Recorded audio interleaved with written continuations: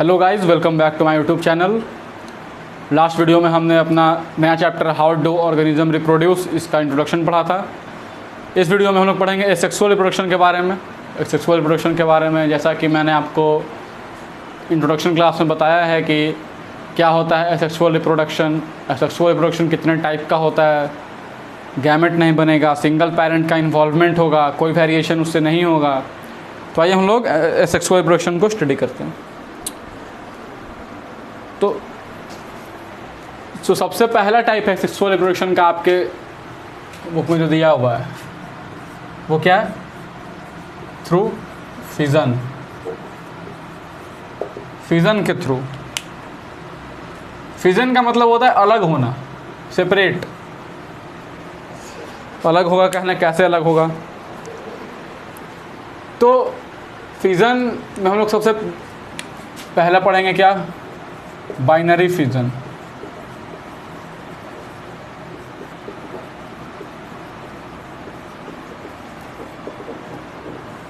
अब binary fission है, by मतलब दो। तो जो एक सेल होगा वो डिवाइड करने के बाद क्या हो जाएगा? अगर एक सेल है तो डिवाइड करने के बाद दो डॉटर सेल बनाएगा। ठीक है, हम लोग यहाँ एनिमल सेल बना रहे हैं। ये हो गया न्यूक्लियस, इसका ये हो गया न्यूक्लियस, इसका ये हो गया न्यूक्लियस। तो एक जो पेरेंट सेल है वो दो डॉटर सेल में डिवाइड कर जा रहा है। ठीक है, तो उसको क्या बोलेंगे? Binary fission. कैसे होगा? तो सपोज कीजिए कि ये एक सेल है। ठीक है, ये हुआ इसका न्यूक्लियस। पहले क्या होगा कि न्यूक्लियस का डिवीज़न होगा पहले। अब क्योंकि दो सेल बनना है, न्यूक्लियस तो है एक ही, तो पहले न्यूक्लियस एक से दो होगा। ठीक है, तो न्यूक्लियस अगर एक से दो होगा तो पहले क्या होता है कि थोड़ा सा, या यूँ मानिए कि न्यूक्लियस दो हो गया, एक ये न्यूक्लियस, एक ये न्यूक्लियस। तो जब न्यूक्लियस का डिवीज़न होते रहता है तो क्या होता है कि ये जो सेल वॉल है, सॉरी सेल मेम्ब्रेन है, क्योंकि एनिमल सेल है तो सेल वॉल होगा नहीं, क्या होगा? सेल मेम्ब्रेन होगा। तो सेल मेम्ब्रेन क्या होगा? अंदर की ओर कॉन्स्ट्रिक्ट होते आएगा। तो जब अंदर की ओर कॉन्स्ट्रिक्ट होते आएगा तो कुछ इस टाइप का हो जाएगा।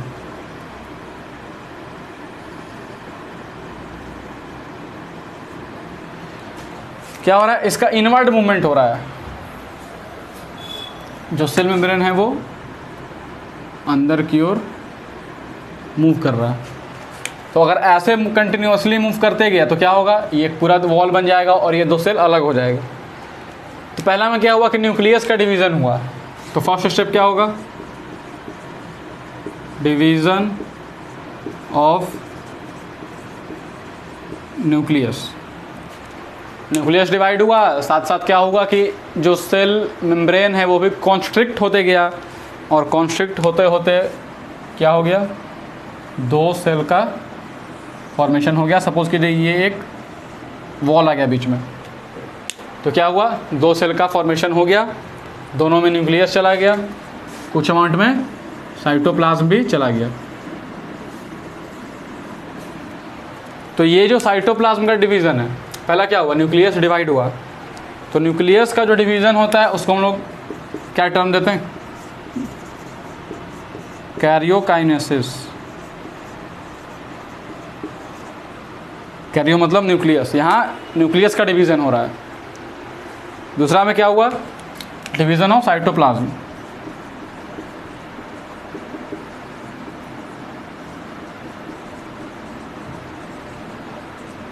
साइटोप्लाज्म का डिवीज़न हुआ, इसको क्या बोलेंगे? साइटोकाइनेसिस। साइटोकाइनेसिस हो गया डिवीज़न ऑफ साइटोप्लाज्म। ये था क्या? Parent cell.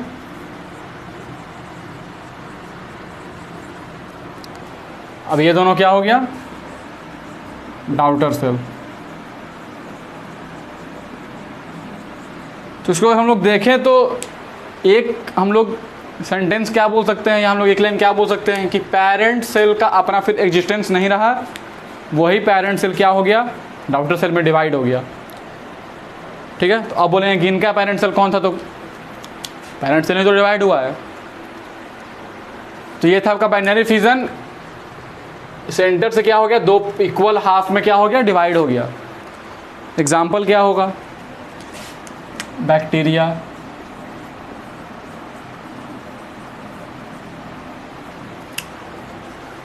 एक ऑर्गेनिज्म होता है इसको हम बोलते हैं amoeba, unicellular eukaryotic organism amoeba. अब अमीबा में क्या होता है, ये तो हो गया बाइनरी फिजन, मतलब बाइनरी मतलब दो इक्वल हाफ में डिवाइड हो गया। एक प्लेन या तो लॉन्गिट्यूडनल जाएगा या हॉरिजॉन्टल जाएगा, लेकिन इक्वल हाफ में डिवाइड कर देगा। अमीबा में क्या होता है, किसी भी प्लेन में डिवाइड हो जाएगा, ठीक है। रेडियली भी हो सकता है, इस में भी हो सकता है, इसमें भी हो सकता है, इक्वल होगा भी, अनइक्वल भी होगा। तो फिजन का एक और एग्जांपल क्या होगा, अमीबा।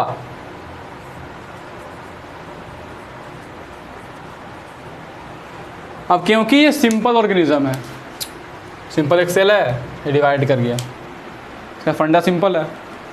कुछ ऑर्गेनिज्म जैसे कि लेशमानिया, एक लेशमानिया नाम का ऑर्गेनिज्म होता है जो काला जार डिजीज काउज करता है, ठीक है। तो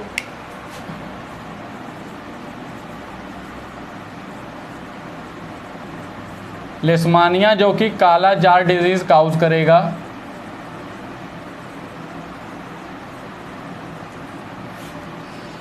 फिर पोस्टीरियर पार्ट होता है, जो डिस्टल पार्ट, जो नीचे का पार्ट होता है, उसमें एक विप लाइक स्ट्रक्चर, चाबुक की तरह स्ट्रक्चर होता है, और एक फ्लैजेला भी होता है। तो उस फ्लैजेला का डिवीज़न भी तो ज़रूरी है। अगर पेरेंट लेशमानिया को फ्लैजेला का ज़रूरत है मूव करने के लिए, तो आउटर लेशमानिया को भी तो ज़रूरत होगा, ठीक है। तो पहले फ्लैजेला का डिवीज़न होगा, फिर न्यूक्लियस का डिवीज़न होगा, फिर साइटोप्लाज्म का डिवीज़न होगा। तो ये थोड़ा अरेंज वे में होता है, लेकिन होता है फिजन ही, एक से दो बनेगा। ये हो गया बाइनरी फिजन। अब क्या होगा, जो दूसरा होता है वो होता है मल्टीपल फिजन। ये भी आपको याद रखना है, किसका एग्जांपल है, बाइनरी फिजन का। लेशमानिया में क्या होता है, एक विप लाइक स्ट्रक्चर होता है, चाबुक के जैसा स्ट्रक्चर होता है,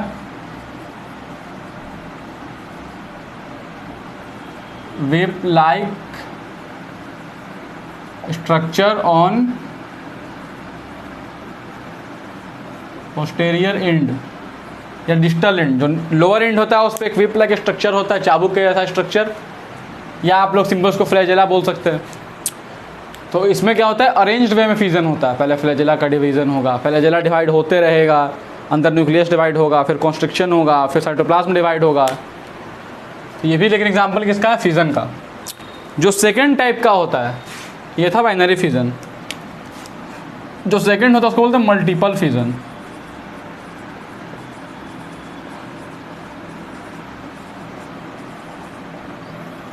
मल्टीपल फिजन क्या होगा, नाम क्या है, मल्टीपल। पेरेंट सेल, एक पेरेंट सेल जो होगा वो बहुत से डॉटर सेल में डिवाइड हो जाएगा, या डॉटर सेल फॉर्मेशन होगा एक पेरेंट सेल से, ठीक है। सबका न्यूक्लियस होगा।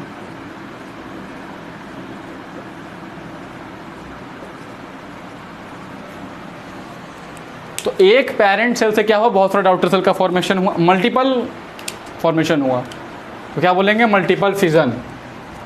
अब ये कैसे होता है, इसमें क्या होगा कि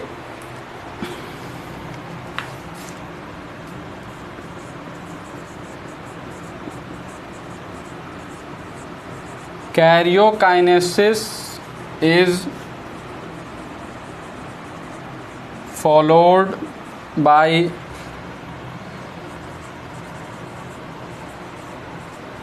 वॉल फॉर्मेशन या साइटोकाइनेसिस। कहने का मतलब कि जब जैसे ही न्यूक्लियस डिवाइड हुआ, या हम लोग कह सकते हैं कि न्यूक्लियस का डिवीज़न हुआ, उसके बाद दोनों के बीच में एक वॉल का फॉर्मेशन होगा, एक सेप्टम का फॉर्मेशन होगा, जो दोनों सेल को क्या करेगा, डिवाइड कर देगा।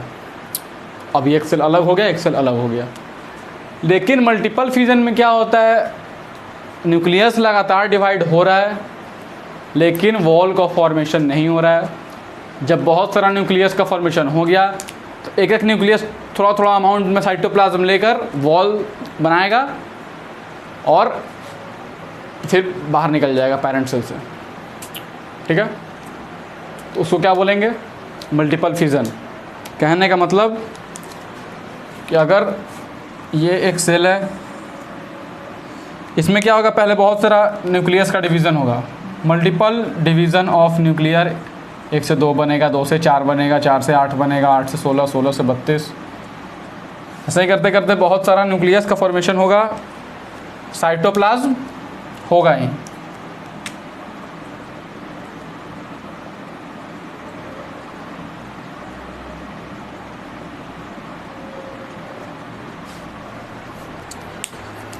अब क्या होगा, एक न्यूक्लियस कुछ अमाउंट में साइटोप्लाज्म ले लिया, फिर दूसरा वैसा ही ले लिया अपने अराउंड, फिर थर्ड वैसा ही साइटोप्लाज्म को कैच कर लिया या उसको अपने चारों तरफ जमा कर लिया, मेटामॉर्फोज कर लिया उसको। फिर साइटोप्लाज्म सारे न्यूक्लियस के साइड में आ गया, अब वॉल बन गया, फिर डिवाइड कर गया तो बहुत सारा सेल बन गया। तो ये किस में देखने को मिलता है मल्टीपल फिजन? ये आपका देखने को मिलेगा प्लाज्मोडियम में, जो मलेरिया काउज करता है, मलेरियल पैरासाइट होता है प्लाज्मोडियम, उसमें क्या देखने को मिलेगा आपको? Multiple fission. तो आइए हम लोग इसको बना देते हैं। इसका फर्दर स्टेप क्या होगा? नेक्स्ट स्टेप,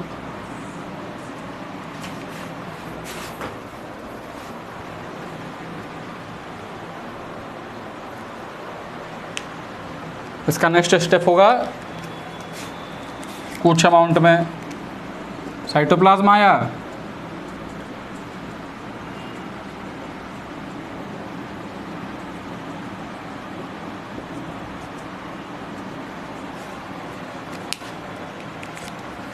सारे में क्या है? न्यूक्लियस है, सेल वॉल का फॉर्मेशन हो गया। तो बहुत सारा आउटर सेल बन गया एक पेरेंट सेल से, तो क्या बोलेंगे? Multiple fission. तो ये हो गया आपका फिजन का पहला एसेक्सुअल रिप्रोडक्शन का टाइप क्या है? फिजन। आप लोग इसको नोट करिए। जो दूसरा पार्ट है वो क्या? फ्रैगमेंटेशन। फ्रैगमेंटेशन में क्या होगा कि जो पेरेंट सेल है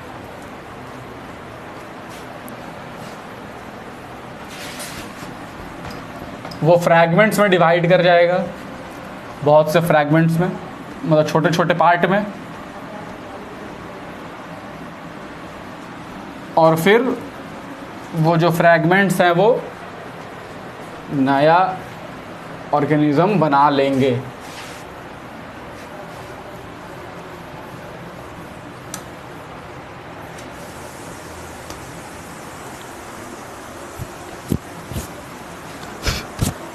ठीक है, दूसरा क्या है?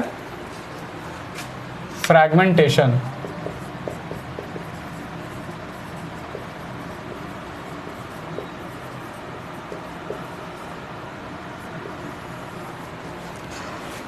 फ्रैगमेंटेशन में क्या होगा?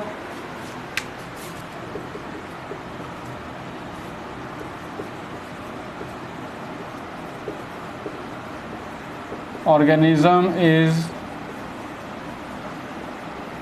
divided into many fragments and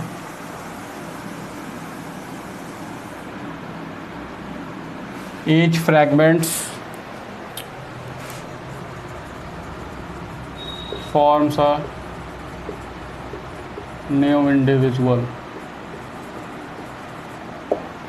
ठीक है, ये सपोज एक ऑर्गेनिज्म है, इसको लोग बहुत से फ्रैगमेंट्स में तोड़ दिए। जैसे कि मिरर होता है, सपोज शीशा का जो कोई प्लेट है, यहाँ लोग बोलिए मिरर, मिरर को गिरा दीजिए ऊपर से, तो फ्रैगमेंट्स में ब्रेक हो गया। अब क्या होगा? एग्जाम्पल है, ऐसा होता नहीं है क्योंकि नॉन लिविंग है। जो फ्रैगमेंट्स होगा वो क्या होगा? और फर्दर फिर नया मिनर का फॉर्मेशन कर देगा। एग्जाम्पल से समझ सकते हैं, जो फ्रैगमेंट मेजर का हुआ वो फ्रैगमेंट क्या होगा, दोबारा एक नया मेजर बना देगा हर एक फ्रैगमेंट। अगर ऐसा हो तो कितनी बढ़िया बात है, लेकिन ऐसा होता नहीं क्योंकि नॉन लिविंग है। हालांकि हम लोग नहीं कह सकते हैं नॉन लिविंग भी डिवाइड करता है, लेकिन क्योंकि नॉन लिविंग जो है वो लाइफ के लिए इसेंशियल, जो रिप्रोडक्शन है वो लाइफ के लिए, हम लोग रिप्रोडक्शन से नहीं बता सकते हैं कि वो जो लिविंग ऑर्गेनिज्म है वो लिविंग है या डेड है।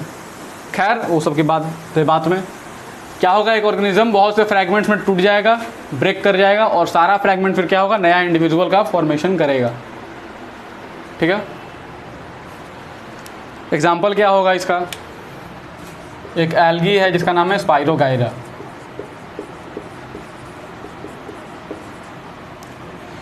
स्पाइरोगाइरा क्या होता है, बहुत से फ्रैगमेंट्स में उसका ब्रेकडाउन होगा और सारा फ्रैगमेंट्स फिर नया स्पाइरोगाइरा का इंडिविजुअल बनाएगा। ठीक है, जो थर्ड टाइप होता है उसको बोलते हैं रीजेनरेशन।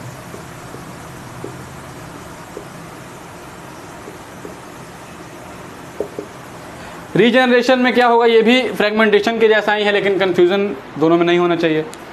रीजेनरेशन क्या होगा, लॉस्ट बॉडी पार्ट से फिर क्या होगा, रीजेनरेट, नाम है रीजेनरेशन, फिर से जनरेट करना। लॉस्ट बॉडी पार्ट जो है वो पेरेंट बॉडी से, सपोज कीजिए एक पार्ट है वो अलग हो गया, कट के अलग हो गया, वो पार्ट क्या करेगा, नया इंडिविजुअल बनाएगा। ठीक है,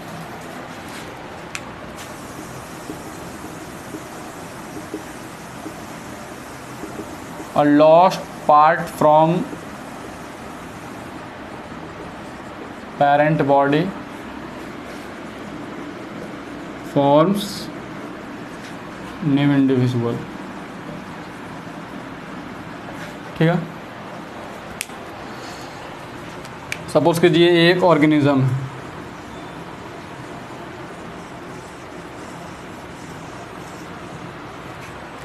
ठीक है,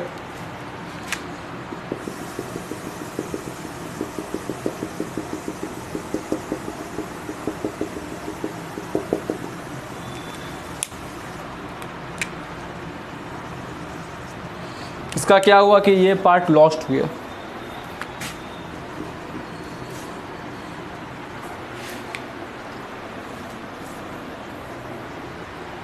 या तो कोई इन्फेक्शन की वजह से जो है वो पार्ट लॉस्ट हो गया, या कहीं से कट गया, तो ये पार्ट क्या हुआ, लॉस्ट हो गया। ये पार्ट इतना क्या हुआ, लॉस्ट हो गया। ठीक है,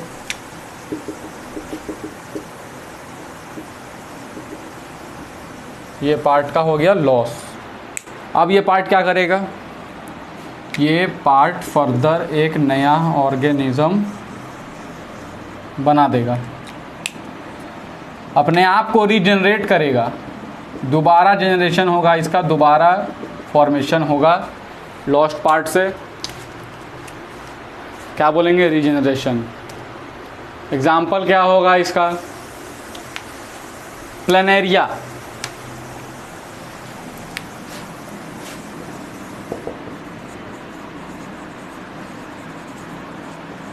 और hydra.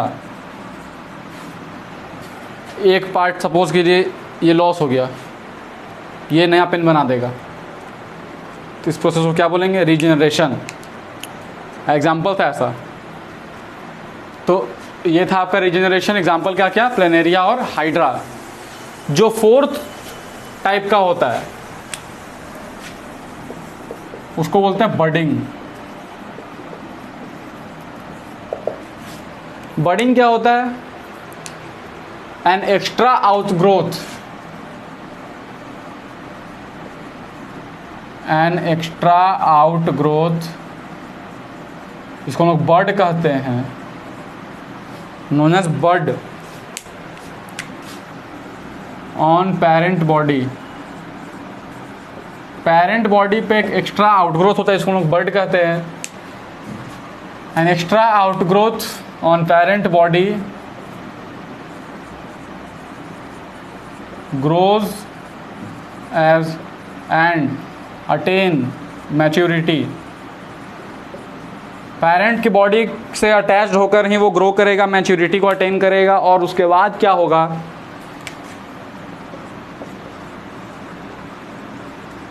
डिटैचेज from parent body, parent body से कटकर अलग हो जाएगा या डिटैच हो जाएगा। तो इस टोटल प्रोसेस को क्या बोलेंगे, बडिंग। कहने का मतलब सपोज ये एक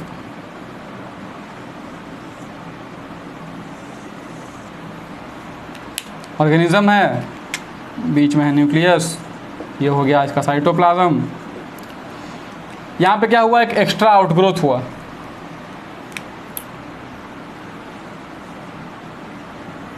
ठीक है।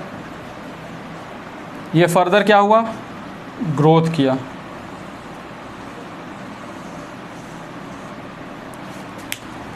फर्दर हुआ इसका ग्रोथ,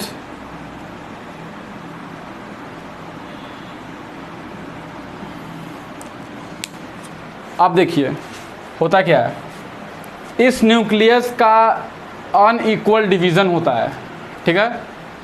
अनइक्वल डिवीज़न कहने का मतलब कि डिवाइड होगा लेकिन दो अनइक्वल साइजेस में डिवाइड होगा, एक छोटा होगा एक बड़ा होगा। तो छोटा वाला न्यूक्लियस है,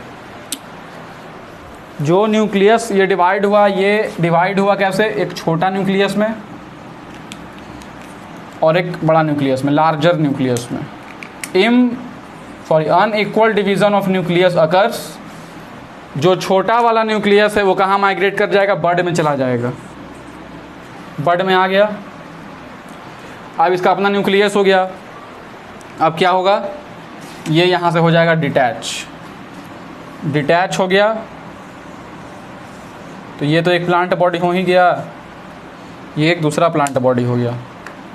ये इसका न्यूक्लियस, माइक्रो न्यूक्लियस बोल सकते हैं क्योंकि अनइक्वल डिवीजन हुआ है, तो ये एक छोटा वाला न्यूक्लियस है और इधर एक बड़ा वाला न्यूक्लियस, ये हो गया साइटोप्लाज्म। तो ये जो आउटग्रोथ है इसी को बोलते हैं बड। तो बर्डिंग का एग्जाम्पल क्या होगा, हाइड्रा, ठीक है। ईस्ट में हम लोग लिख सकते हैं। इस तरह से जो आपका चार है, फ्यूजन, फ्रैगमेंटेशन, रीजनरेशन और बडिंग, ये क्या हुआ, कंप्लीट हुआ। अब क्या हुआ कि और भी एग्जांपल्स होते हैं। ये जो फ्रैगमेंटेशन हुआ ये हुआ मल्टी सेलुलर ऑर्गेनिजम्स में, ठीक है।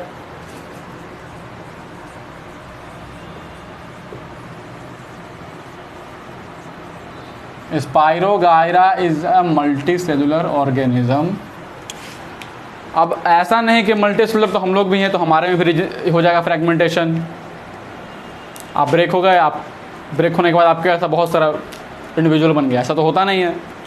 तो जो प्रिमिटिव ऑर्गेनिजम्स होते हैं, जो प्रिमिटिव मल्टी सेलुलर ऑर्गेनिजम्स होते हैं, बेसिक मल्टी सेलुलर ऑर्गेनिजम्स होते हैं, उनमें इस टाइप का डिवीज़न देखने को मिलता है। और स्पाइरो, अगर आप फर्दर क्लासेस में जाइएगा 12th के बाद, अगर आप बोटनी लेकर स्टडी करिएगा, प्लांट बायोलॉजी, तो उसमें स्पाइरोगायरा का स्ट्रक्चर देखिएगा तो जो पूरा जो ऑर्गेनिज्म का जो स्ट्रक्चर होता है वो कंपार्टमेंट से बटा हुआ होता है। सेल, एक सेल, दो सेल, एक ही ऑर्गेनिज्म होगा लेकिन उसमें बहुत सारा सेल्स होगा। फ्रैगमेंट में टूट गया फिर क्या होगा, वो सेल नया ऑर्गेनिज्म बनाएगा। तो ये कुछ प्रिमिटिव मल्टी सेलुलर ऑर्गेनिजम्स में देखने को मिलता है।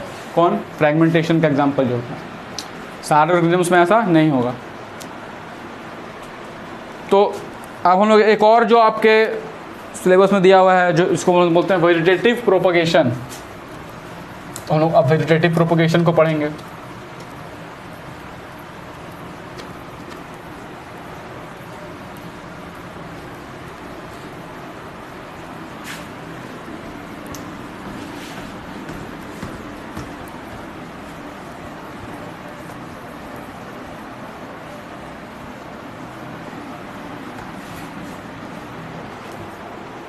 अगर हम लोग देखें वेजिटेटिव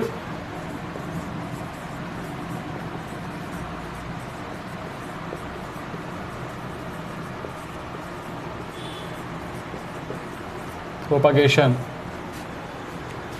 तो ये भी एक टाइप का एसेक्सुअल रिप्रोडक्शन ही है, क्योंकि इसमें भी एक ही इंडिविजुअल का इन्वॉल्वमेंट होता है, कोई गैमेट का फॉर्मेशन नहीं होता है, बॉडी पार्ट से ही नया इंडिविजुअल का फॉर्मेशन होगा।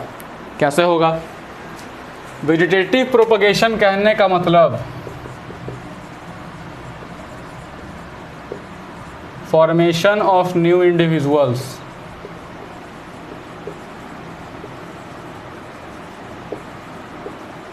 फ्रॉम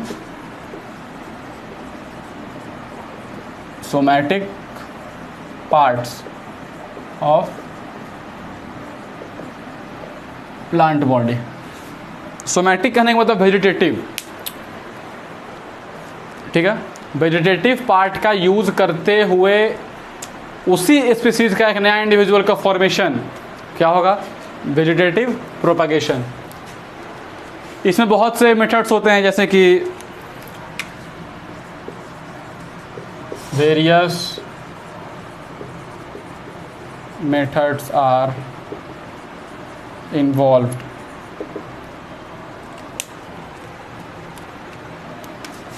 इन्वॉल्व नहीं मतलब वेरियस मेथड्स आर डिस्कवर्ड। पहला क्या होता है? लेयरिंग। सब अलग अलग प्रोसेसेस हैं। दूसरा होगा ग्राफ्टिंग, कटिंग,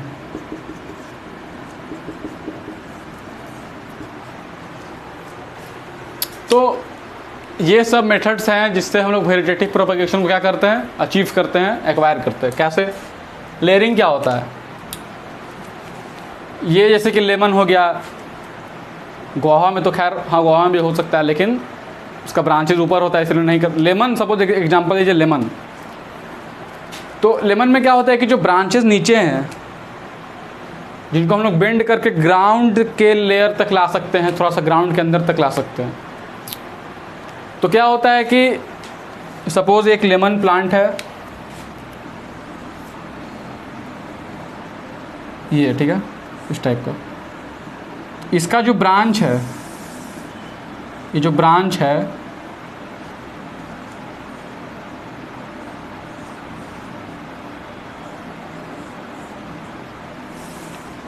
ये ग्राउंड से थोड़ा ही सा ऊपर है, तो इसको क्या करते हैं कि ग्राउंड के नज़दीक लाते हैं। इसको क्या करेंगे?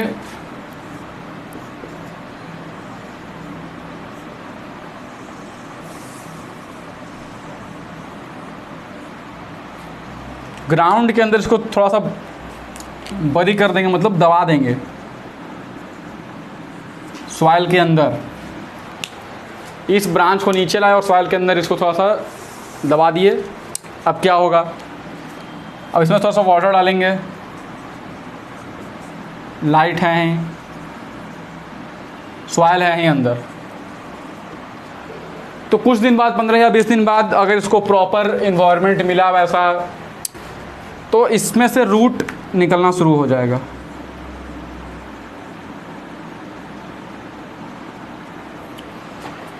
रूट निकलना स्टार्ट हो गया। अब 15 या 20 दिन बाद इसको क्या करेंगे? यहाँ से काट देंगे। काट देंगे तो ये एक अलग प्लांट हो गया, इसका अपना रूट है, अपना लीफ है, तो ये लेमन का एक नया प्लांट हो गया। इसको क्या बोलते हैं? लेयरिंग। ग्राफ्टिंग क्या होगा कि स्टेम को काट देंगे, पूरी तरह से नहीं, स्टेम को हल्का सा कट करेंगे, उसमें नया जो उसका स्पीसीज़ का दूसरा स्पीसीज़ है उसका फ्लोदर पार्ट, जैसे कि बर्ड, सपोज कीजिए बर्ड है, बर्ड को लाकर उसमें दोनों के फ्लोएम या दोनों के पार्ट्स को कनेक्ट करेंगे एक दूसरे से, और फिर उसको पैक कर देंगे और उसको प्रॉपर मीडियम अगर देंगे, प्रॉपर जो कंडीशन चाहिए फेवरेबल कंडीशन ग्रो करने के लिए, हम लोग क्या देखेंगे कि नया जो प्लांट है वो फॉर्म होगा उस टाइप से। वैसे ही कटिंग होता है, जैसे रोज़ होता है, रोज़ के स्टेम को सिंपल कट करिए, उसको लगाइए, नया रोज़ का प्लांट हो जाएगा। तो ये सभी मेथड्स को क्या बोलते हैं? ये सभी मेथड हैं वेजिटेटिव प्रोपागेशंस के मेथड। और वेजिटेटिव प्रोपागेशन किसका एग्जांपल है? एसेक्सुअल रिप्रोडक्शन का। तो इससे हम लोग बहुत से फ्रूट्स या वेजिटेबल्स, जैसे कि इसका एग्जांपल अगर हम लोग लिखें वेजिटेटिव प्रोपागेशन का, तो बनाना, एप्पल, गुआवा, लेमन, मैंगो का भी हो सकता है। आप लोग नेट पे सर्च करिएगा, एक मैंगो के पेड़ में जो एक से ज़्यादा स्पीसीज़ का जो मैंगो होता है वो होता है उसमें। तो क्या होता है, उसके एक मैंगो का पेड़ सपोज़ कीजिए, उसमें दूसरे स्पीसीज़ के मैंगोज़ को उससे कनेक्ट कर दिया गया, उसके साथ उसको लेयर कर दिया गया, बांध दिया गया, ग्राफ्ट कर दिया गया। और ग्राफ्ट करने के बाद क्या है कि एक ही मैंगो के पेड़ में दूसरे मैंगो भी उसमें हो रहा है। मतलब एक आम का पेड़ में बहुत सारा आम उसमें हो रहा है, बहुत सारा फ्रूट्स होंगे। तो इसमें क्या है कि जो सब, अब जैसा कि ये है, अब इसी के ब्रांच से नया लेमन बना है तो बिल्कुल इसी की तरह होगा, आइडेंटिकल होगा। तो सपोज़ कीजिए कि आने वाले समय में क्या हुआ कि लेमन का जो सीड है या लेमन का पौधा है वो ख़त्म हुआ, सीड ख़त्म हो गया। हम लोग अब सीड से नया सीड को नहीं लगा कर नया लेमन का जो पौधा है उसको हम नहीं उपजा सकते हैं, नहीं ग्रो करवा सकते हैं। तो क्या ये एक अच्छा मेथड है? फेवरेबल कंडीशन या लेबोरेटरी में जाकर, लेबोरेटरी नहीं कह सकते हैं, फेवरेबल कंडीशन इसको प्रोवाइड करके क्या होगा, नया लेमन का पौधा उगा लिया जाएगा जो कि बिल्कुल आइडेंटिकल होगा। तो ये था वेजिटेटिव प्रोपगेशन। और इसका एक और एग्जांपल है, एक स्पीसीज होता है या एक प्लांट हो जिसको हम लोग बोलते हैं ब्रायोफाइलम।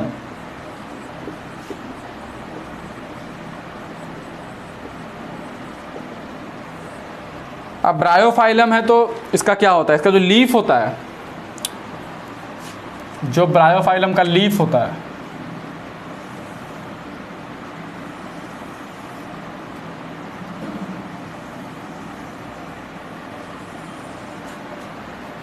ठीक है, ब्रायोफाइलम का लीफ है। तो लीफ का जो कॉर्नर है, मार्जिन है, वहाँ पे रूट्स का फॉर्मेशन हो जाता है।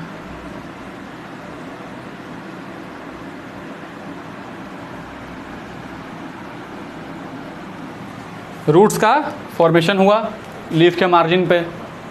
अब क्योंकि रूट बन चुका है, अगर ये लीफ यहाँ से फॉल हुआ, सॉइल में गया, सॉइल में इसको वाटर मिला, लाइट मिला प्रॉपर, तो रूट्स और ग्रो करेगा और फिर एक नया ब्रायोफाइलम का पौधा जो है वो बनेगा, प्लांट। तो इस तरह से ब्रायोफाइलम के लीफ से भी नया ब्रायोफाइलम का फॉर्मेशन होता है। तो यह भी एक टाइप का क्या हुआ, एसेक्सुअल रिप्रोडक्शन। एक और मेथड क्या होता है, स्पोर फॉर्मेशन।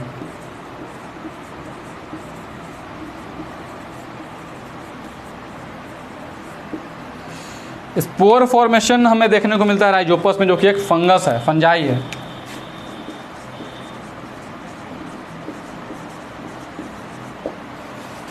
राइजोपस क्या है, फंजाई है। तो फंजाई का जो बॉडी होता है, माइसेलियल बॉडी होता है, माइसेलियम का बना हुआ होता है, ठीक है। माइसेलियम किसका बना हुआ होता है, बहुत सारा थ्रेड लाइक स्ट्रक्चर आपस में ज्वाइन होगा, आपस में मिलेगा, तो वो क्या बनाएगा, माइसेलियम बनाएगा, ठीक है। हाइफी क्या है, थ्रेड लाइक स्ट्रक्चर, बहुत सारा हाइफी जब एक साथ मिलेगा तो क्या बनाएगा, माइसेलियम। माइसेलियम जो होता है वो फंजाई का बॉडी होता है।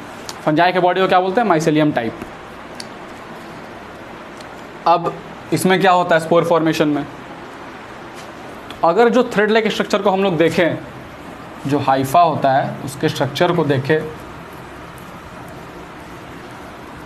तो आप लोगों ने देखा होगा कि अगर हम लोग जो ब्रेड होता है, खाने वाला जो ब्रेड होता है, उसको अगर हम लोग सिर्फ बाहर रख दें बिना किसी प्रिजर्वेटिव के, मतलब उसको अगर रेफ्रिजरेटर से निकाल कर सिर्फ बाहर रख दें तो उसमें फंगस लग जाता है। तो फंजाई क्या होता है, हर जगह हम लोग उसको मतलब फंजाई होता है वो हर जगह पाया जाता है, कहीं भी हो सकता है फेवरेबल कंडीशन में, इसको बस मिलना चाहिए। तो अगर हम लोग माइसेलियम के स्ट्रक्चर को देखें तो कुछ इस टाइप का होता है, ठीक है। ऐसा ऐसा बहुत सारा स्ट्रक्चर होगा, माइक्रोस्कोपिक होता है। तो अब इसमें क्या होता है कि ऊपर जो होता है वो, ये तो पूरा माइसेलियम है, इसमें ऐसा कुछ अभी रिप्रोडक्शन का कुछ है कैपेसिटी नहीं, ये अभी डिवाइड करके नया बॉडी नहीं बना सकता है। अब क्या होता है, ऊपर की ओर एक स्पॉन्जन स्ट्रक्चर का फॉर्मेशन होता है, ठीक है। सपोज ये माइसेलियम है, ऐसा यहाँ भी होगा, इधर भी होगा। तो ये जो बल्ब लाइक स्वॉलन स्ट्रक्चर हुआ, इसको बोलते हैं स्पोरेंजिया, ठीक है। इसमें स्पोर्स का फॉर्मेशन होता है, ठीक है। ये जो है वो क्या है, ये सब स्पोर्स हैं। अब ये स्पोर्स क्या होंगे, ये स्पोरेंजिया बर्स्ट होगा, इसका वॉल रप्चर होगा, ये स्पोर्स बाहर आएंगे और बाहर आकर फिर नया राइजोपस का फॉर्मेशन करेंगे। मतलब अगर एक राइजोपस का जो ऑर्गेनिज्म है या जो बॉडी है वो फॉर्मेशन हो गया उसका, तो एक राइजोपस फिर क्या होता है, मल्टीपल राइजोपस को फॉर्म कर सकता है। मतलब जो स्पोर है इसका, ये स्पोरेंजिया में फॉर्मेशन होगा। ये है क्या, माइसेलियल बॉडी है, यह है माइसेलियम।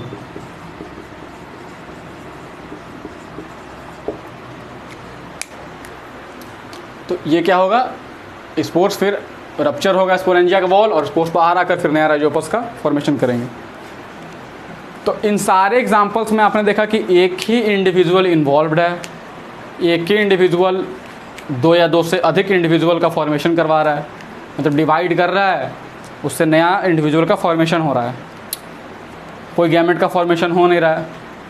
अब क्योंकि एक इंडिविजुअल ही डिवाइड करके दो या दो से ज़्यादा इंडिविजुअल का फॉर्मेशन हो जा रहा है उसी इंडिविजुअल से, तो उसका जो जेनेटिक मटेरियल है और जो डाउटर है, जब सपोज पेरेंट सेल जो बाइनरी फिजन में डिवाइड किया बैक्टीरियल सेल, उसका दो में डिवाइड हुआ, तो जो उसका जेनेटिक मटेरियल था वही जेनेटिक मटेरियल दूसरे में गया, फिर वो डिवाइड करेगा तो वो दूसरे में जाएगा, तो कहीं कोई चेंज हुआ नहीं, तो वेरिएशन होगा ही नहीं। लेकिन जब हम लोग सेक्सुअल रिप्रोडक्शन पढ़ेंगे तो उसमें हम लोग देखेंगे कि दो इंडिविजुअल का इन्वॉल्वमेंट होता है, दोनों के गैमेट आएगा, दोनों गैमेट फ्यूज़ करेगा, क्योंकि दो अलग अलग इंडिविजुअल से आ रहा है कैरेक्टरिस्टिक्स, तो कहीं ना कहीं तो वेरिएशन होगा, कहीं ना कहीं तो जो उसका जेनेटिक मटेरियल है, डीएनए है, उसमें चेंज होगा तो वेरिएशन होगा, और अगर वेरिएशन होगा तो इवोल्यूशन होगा। सब लिंक्ड है एक दूसरे से। तो इस वीडियो में हमने सेक्सुअल रिप्रोडक्शन को कंप्लीट कर लिया। नेक्स्ट वीडियो में हम लोग पढ़ेंगे sexual reproduction in flowering plant. तो अगर आपको ये वीडियो पसंद आया हो तो इसे लाइक करें, अपने फ्रेंड्स के बीच शेयर करें, अगर कोई डाउट है तो कमेंट सेक्शन में लिखें। So thank you very much for watching this video.